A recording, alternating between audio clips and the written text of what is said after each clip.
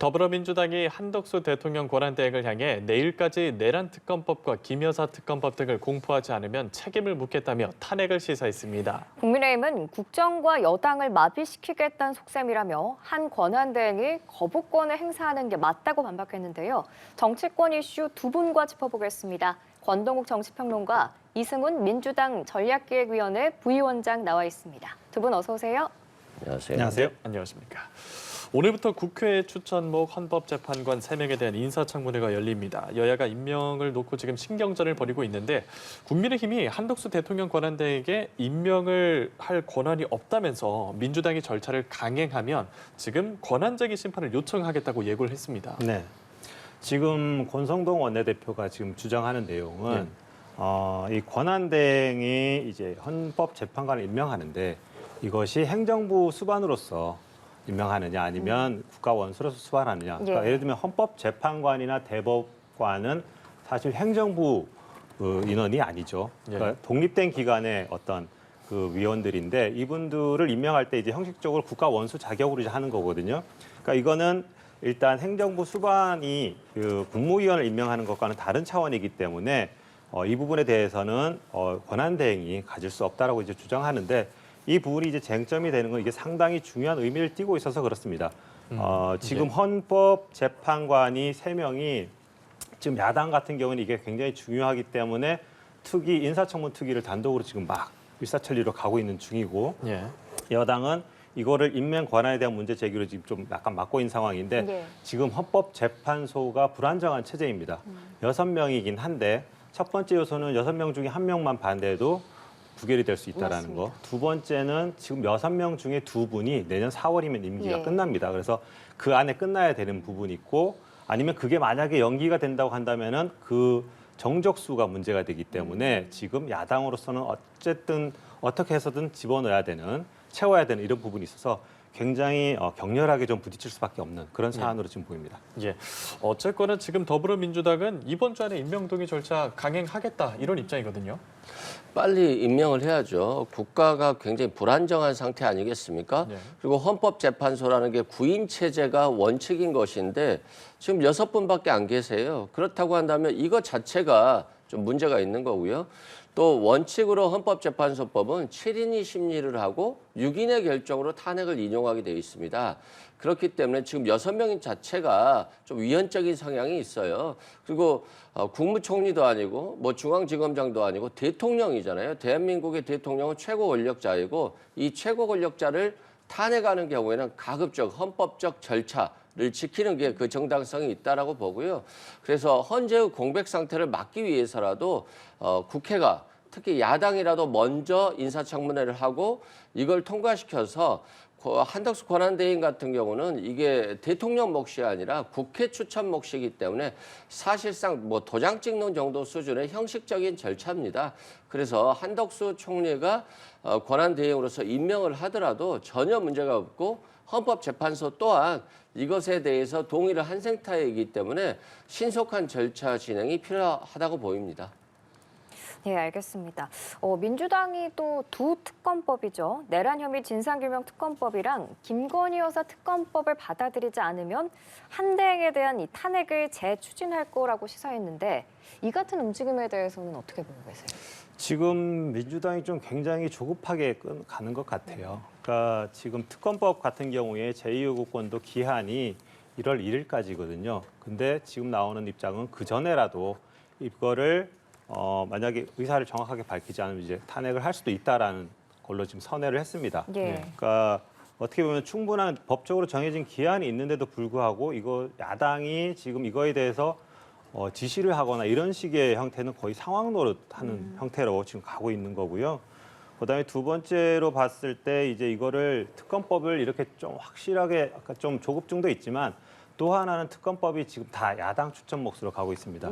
그래서 여기에서 나오는 이슈들을 가지고 탄핵이 지금 심판이 진행될 때 그 탄핵 여론을 좀 극대화하겠다라는 어떤 정치적인 의도도 좀 많이 들어가 있는 것 같아요.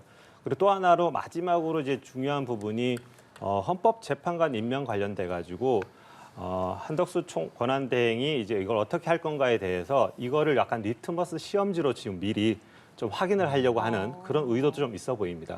지금 야당이 좀 조급하게 움직이는 것 같다라고 말씀을 해주셨는데 민주당은 두 특검법을 내일까지 공포하라는 입장이잖아요. 그럼 만약에 내일 공포가 안 되면 바로 탄핵을 추진하는 건가요? 바로 탄핵을 추진할 수 있을 것 같아요. 민주당이 조급하다라고 하는데 조급해야 되지 않겠어요? 아니 국민들의 삶이 지금 망가지고 있는데 하루라도 빨리 결정을 해야 된다 이런 말씀드리고요. 왜 내란 특검을 크리스마스 전에 통과시켜야 되느냐? 그 이유는 공수처가 지금 수사를 하고 크리스마스 때 소환을 해놨잖아요. 네. 그러면 만약에 체포영장을 발부한다고 했을 때 20일 이내에는 기소를 해야 됩니다. 근데 이 특검이 통과되더라도 준비 기간이 한 20일 정도 필요하거든요. 근데 이 20일이 넘어버리면 공수처를 기소할 수밖에 없고 결국 특검은 수사기관으로서의 특검이 아니라 공판 검사 정도 수준의 특검이 돼버릴 밖에 없습니다. 그래서 민주당 입장에서는 신속히 특검을 하려고 하는 것이고요. 또 한덕수 국무총리가 실은 이 내란과 관련해서 계엄과 관련해서 관여했다는 의혹도 많이 있잖아요. 그런데 만약 이 특검을 반대한다라고 한다면 계엄에 동조한 거 아니야? 이 내란 특검을 반대한다라고 하는 것은 탄핵에 반대한 거 아니야? 라고 하면서 한덕수 권한대행에 대해서 굉장히 나쁜 인식을 가질 수 있고 여기에 대해서는 심판해야 된다는 의혹이 드러날 수 있기 때문에 지금 한덕수 권한대행을 견제하는 몫으로 25일 전에 꼭 해야 된다라고 이제 촉구하는 것입니다. 예. 총리실은 지금 별다른 입장을 내놓고 있지 않습니다. 국가의 미래를 위해 결정할 것이라고만 밝혔는데 한 권한대행이 어떤 선택을 할까요? 지금 한 권한대행이 기존의 그 법안 6개에 대해서 거부권을 행사한 거를 보면은 예. 이 위헌성을 갖고서 거부를 했어요. 예. 그러니까 그때 농업사업법 같은 경우에는 이게 시장 기능을 굉장히 훼손한다.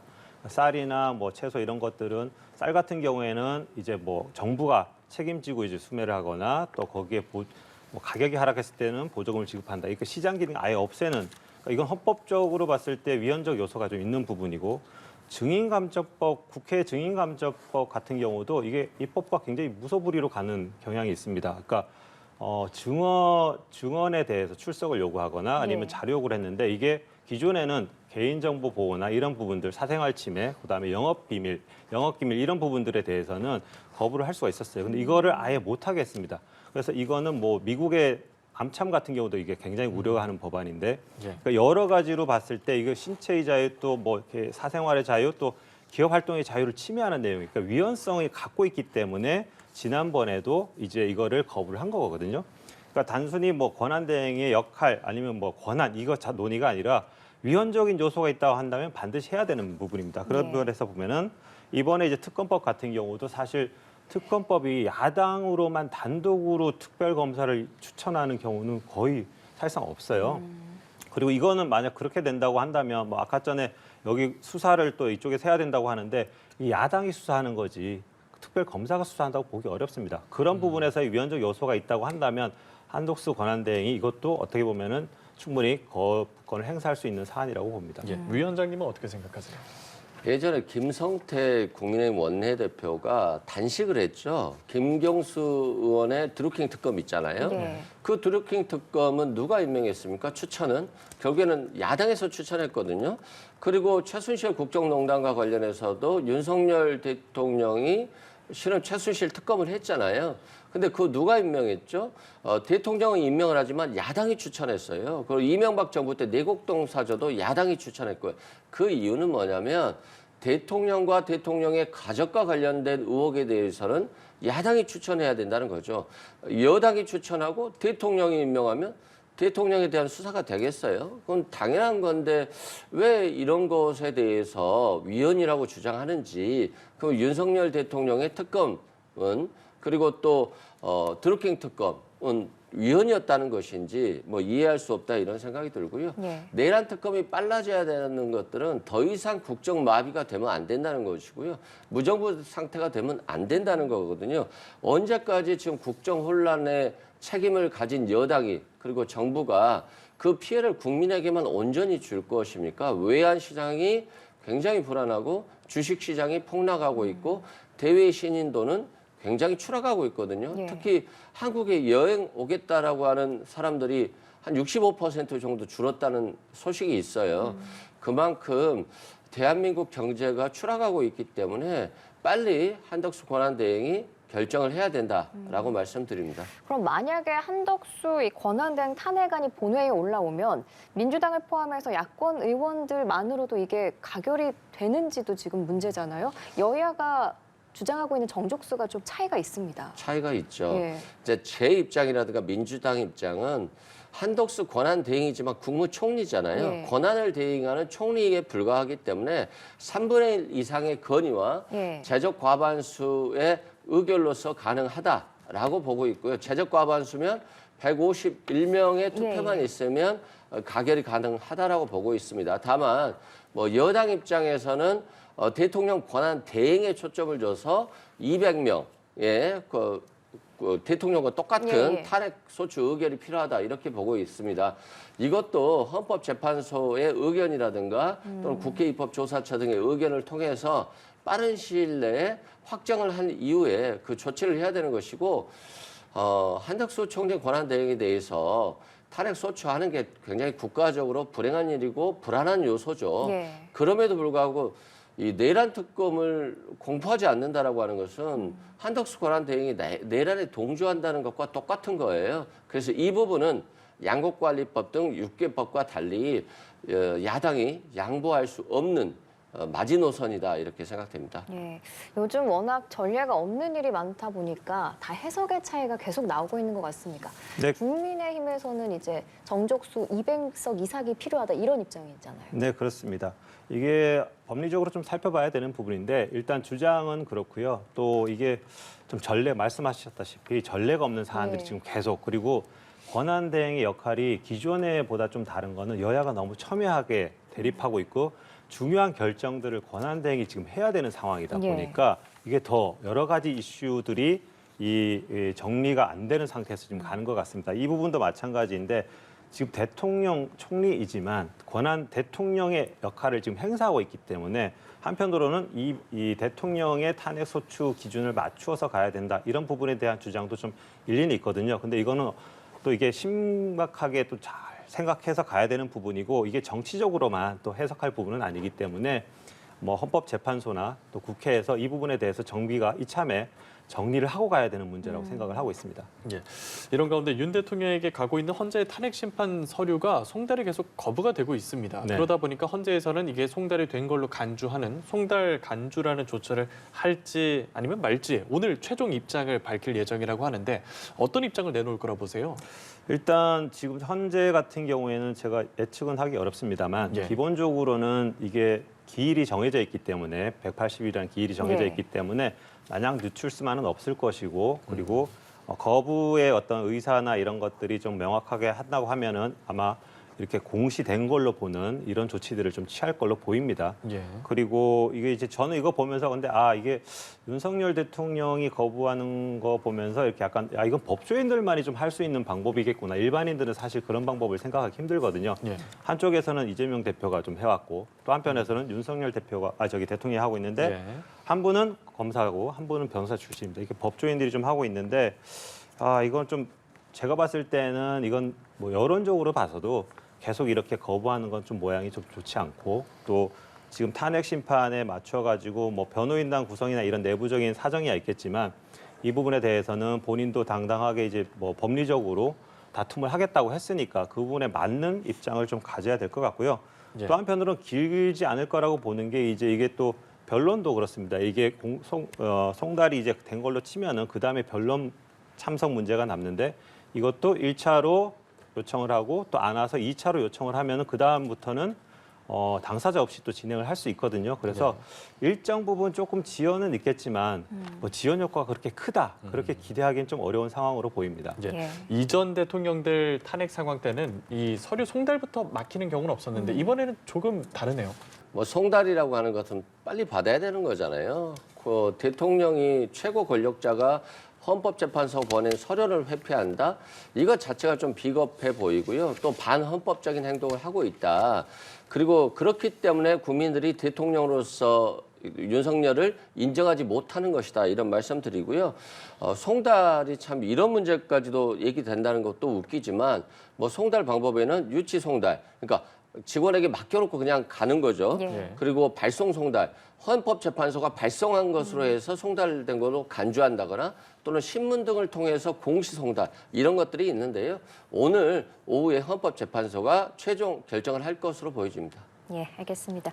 한편 국민의힘 상황에서는 비대위원장 선출도 지금 쉽지 않은 상황인데 권성동 당대표 권한대행은 당의 미래 비전을 보여줄 수 있는 분이면 좋겠다며 고심을 거듭하고 있습니다. 뭐 초선 의원부터 중진 의원까지 하마평에 여러 명이 오르내리고 있는데 어떤 분이 좀 적합한 인물이라고 보시나요? 지금 분위기로 봐서는 초선보다는 좀 중진 쪽에 왜냐하면 이게 이제 워낙 비상한 상황이고 예. 또 당내의 어떤 화합과 안정적인 관리가 필요하다 보니까 그런 부분에서는 조금 더 중진의 무게를 좀 두는 부분이 있는 것 같고요. 예. 지금 나오는 분들은 하마평에 오르는 분들은 권영세, 또 김기현, 나경원 이렇게 거의 5선급 예. 의원들이 많이 이제 거론이 되고 있습니다. 제가 좀 개인적으로 추측해봤을 때는 권영세 의원이 조금 더 좀 많이 어떤 좀 가능성이 있지 않을까 하는 거 예. 보고 있는데요. 그 이유는 좀 이분이 좀 개인적으로 봤을 때는 좀 합리적이고 좀 설득에 좀 능한 분이세요. 그래서 당내 좀 중지를 모으는데 좀 역할을 하실 것 같고요. 지금 원외 쪽은 아직 뭐 원래 좀 인사가 좀 거론이 되다가 예. 지금 좀 들어간 상황인데 기존에는 뭐 김무성 전 대표라든가 정의화 전 국회의장 좀 공교롭게도 다 그 개헌에 좀 찬성론자이고 그래서 그리고 또 당의 수습과 변화에는 조금 더 또 역할을 하실 수 있는 부분인데 아직까지는 지금 중진 쪽으로 좀 많이 기울어져 있는 상태로 보입니다. 예, 알겠습니다. 물론 이게 여당 상황이긴 합니다만은 여당 밖에서 보시기에 이 전국을 좀 풀어나갈 인물로 어떤 인물이 적합하다고 보시는지. 그러니까 최소한 계엄에 대해서 사과할 수 있는 사람, 그리고 탄핵에 대해서 찬성할 수 있는 사람 정도가 나와야 되지 않겠습니까? 그렇지 않고 계엄을 찬성하고 탄핵을 반대하는 분이 비상대책위원장이 된다라고 한다면 결과적으로는 권성동 의원과 똑같은 생각을 가지고 있는 거잖아요. 그러면 국회를 향해서 그리고 국민들을 향해서 총을 들이댄 계엄군을 보낸 대통령의 행동을 정당화하는 사람들인데 이건 헌법 수호 의지가 없는 정당이 되는 거죠.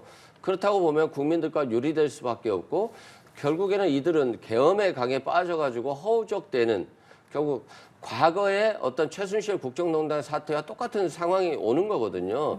그렇기 때문에 지금 거론되는 권영세 의원이나 나경원 의원 같은 경우는 결과적으로 도로 친윤당, 도로 계엄당으로 가는 것이기 때문에 국민 눈높이에는 전혀 맞지 않는 어떤 정당으로 거듭나는 것이다라고 생각되고요. 결국 국민들에게 자신들의 잘못을 사과할 수 있는 그리고 철저히 반성하고 미래를 준비할 수 있는 분이 비상대책위원장으로 오는 것이 맞는 것 같은데 지금 국민의힘의 사정상 그런 분을 수용할 수 있는 준비는 되지 않은 것 같습니다. 예. 현수막 기준 얘기까지 한번 해보겠습니다. 선관위가 여당 의원을 내란 공범으로 표현한 현수막 게시는 허용을 했는데 이재명 대표를 비판하는 현수막은 불허 결정을 내렸더라고요. 이 부분에 대한 생각 어떠십니까?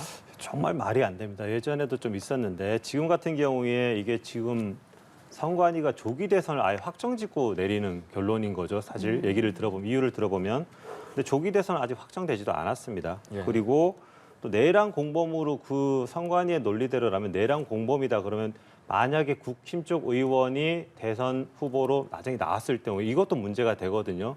근데 내란 공범은 허용을 하고 그다음에 이재명은 안 된다는 또 안 된다. 기존에 또 이게 단순히 이 건만이 아니고 지난 총선 2004년 총선에 그 나경원 지역구에서 일어났던 일인데 네. 그때 나경원 의원 측에서 현수막을 걸 때 민생 파탄 투표로 막아주세요 했는데 이게 문재인 대통령을 연상시킨다, 정권을 연상시킨다 해서 불허했습니다. 근데 반대로 민주당 지지자가 했던 투표로 70년 적폐청산을 막아주세요. 이런 건 또 허용을 했어요.